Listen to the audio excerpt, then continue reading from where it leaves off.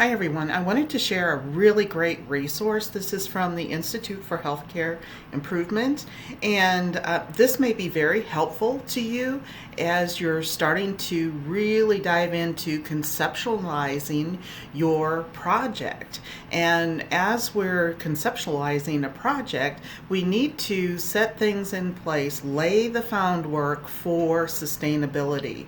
And very often we don't do the pre-work that's necessary for sustainability. We're so focused on that change process and just the change itself. We don't do the pre-work effectively or as in depth as probably we should to maintain sustainability. And there needs to be a deliberate focus on sustainability as well. So too often our focus needs to be beyond the middle, the change process itself. We need to do the pre-work and the post-work to assure that the process is effective and continues beyond a particular change or a particular project. So how often do we see where things just don't stick?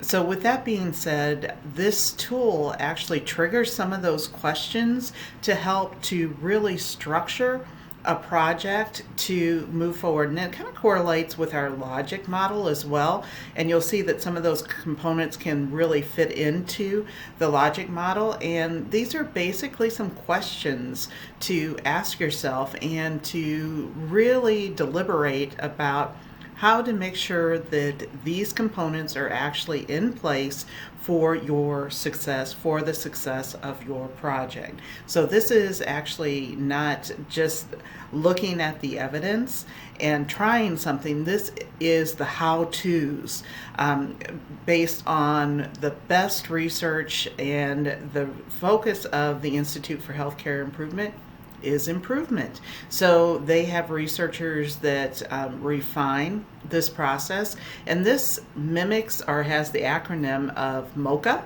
So it starts out with the measurement, ownership, communication, and hardwiring the change, and then assessment of the workload. So it's kind of broken down into pieces, but again, ask yourself these questions as you're devising, and this, again, as you're asking those questions, this will help inform your logic model process. So if you have any questions whatsoever about this particular document, it helps you to start thinking in the very beginning, what are your metrics going to be?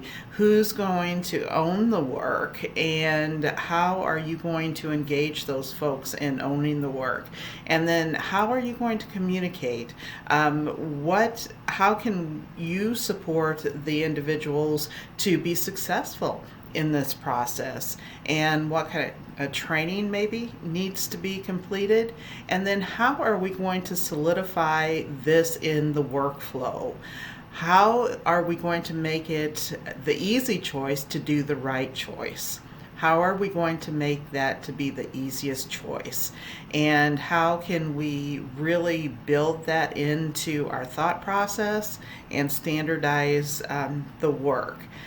And then finally, taking a look at the workload overall. Are we increasing the workload? And very often we use the concept of stacks, where we continue to stack on the workload. And as we continue to stack on those stacks, something gets lost. There's only a certain amount of time. So it may be that we need to give folks permission to not do what has been done in the past and really solidify the fact that this change is going to facilitate or expedite their work as well. So you want to, when you're going back to who has ownership and who's the champions, is really making this very evident, not adding additional work, but really streamlining or improving the work to increase outcomes. So that's some of the psychology behind some of the change. So I'm getting a little wordy here, but we need to really focus as leaders on the how-tos, how to implement evidence into practice. So I wanted to share this with you. Let me know if you have any questions. Take care now.